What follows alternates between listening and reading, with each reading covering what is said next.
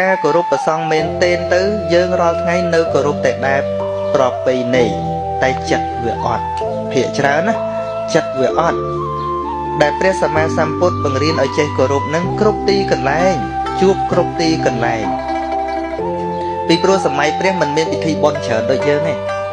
ហ្នឹងហើយការគោរពនឹងគឺជានិច្ចកាលដូចជាព្រះអង្គសរសើរព្រះអានន្ទអញ្ចឹងសរសើរប្រាប់ភិក្ខុទាំងឡាយថាមនាលភិក្ខុទាំងឡាយអានន្ទរបស់តថាគតនេះល្អណាស់អានន្ទរបស់តថាគតនេះស្មោះត្រង់ជាមួយតថាគតគោរពតថាគតដោយកាយវាចាចិត្តមិនមានចំណែកពីរពាក្យថាគោរពមិនមានចំណែកពីរគឺថាខាងមុខតថាគតគោរពប៉ុណ្ណាខាងក្រោយអានន្ទគោរពប៉ុណ្ណឹង